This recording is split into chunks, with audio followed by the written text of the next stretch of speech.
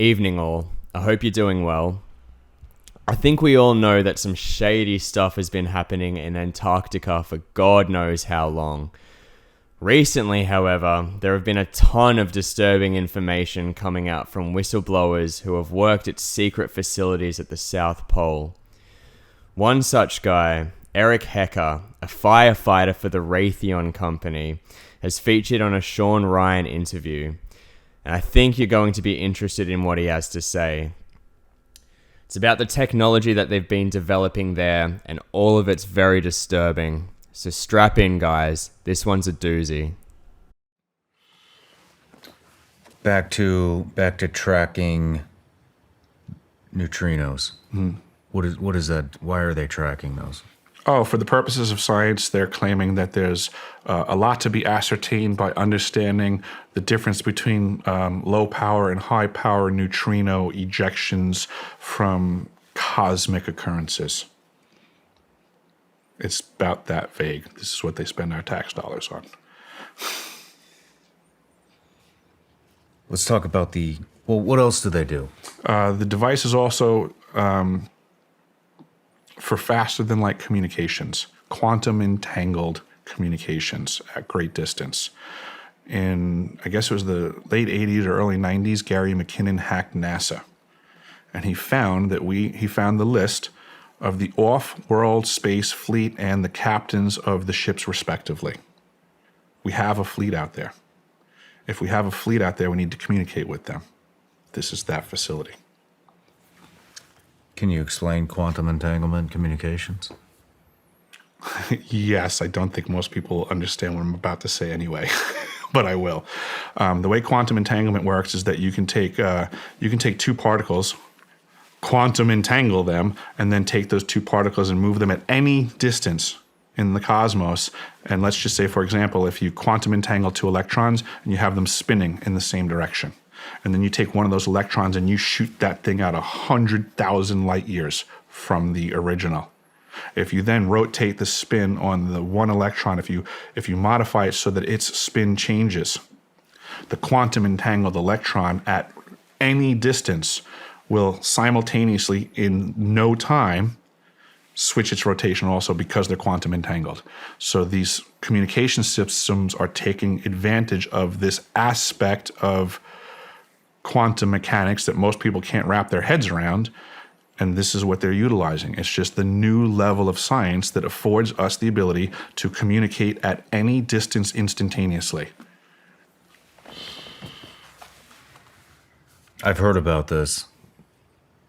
I've tried to dig into it, and it's hard to understand. It is hard to understand. It would be my best way to put it is that when electricity first came out, it was very hard for a lot of people to understand what Nikola Tesla was getting at. But everyone was using it before they even understood it. And this is just where we are right now. It's just a new technology. It's a new conversation. People don't have to understand it yet. They just have to realize it's real.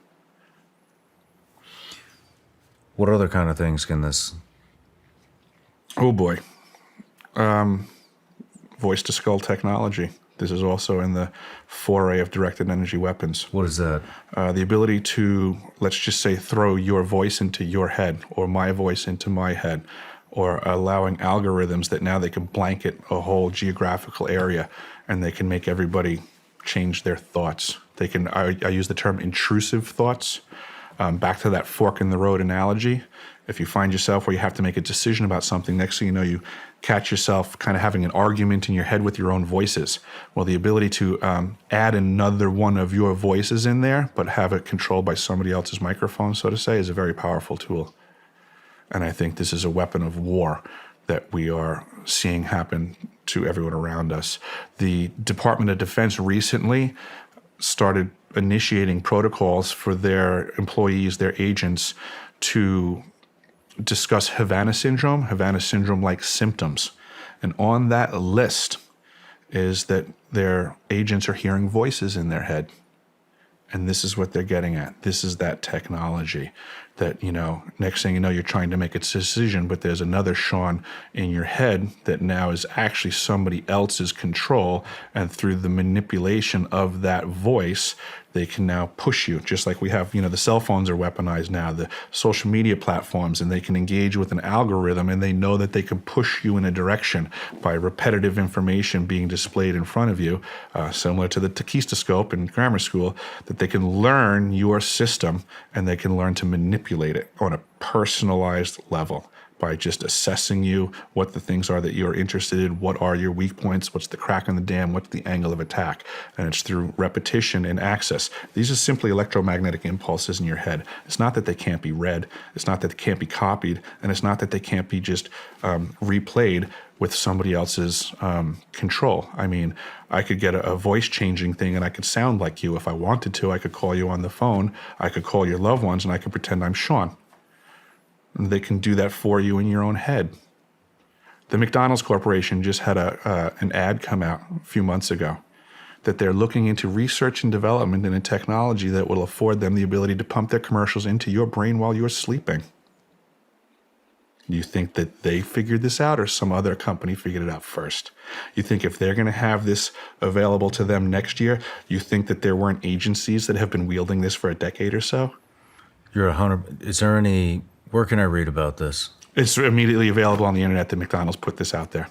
McDonald's Corporation is looking into putting commercials into our brains while we're sleeping. And we can look that up. Absolutely. I gotta look that up. Understood. I've not heard of that. Understood. But now imagine if they can do that next year. Oh, I'm with you. Who's been doing it for the last decade or so? I'm with you. I'm right? 100% with you. So now when we look around the world and we see everybody acting the way that they are acting, let's consider that these intrusive thoughts have already been present. What do we do about this? These are the weapons of war contemporarily. It's very unfortunate, but it used to be that war was a bit more noble when we selected people, we put them in uniforms, we sent them over there to the battlefield, and we said, fight for us. And effectively, that would have been an act of attrition of each nation's resources until there was a victor. Now, unfortunately, they've circumnavigated the battlefield. Nobody's dressed in uniforms anymore, and the front line is every neighborhood that we're in. And the infrastructure is still under attack. It's just that now the average mortgage payer is in the line of fire.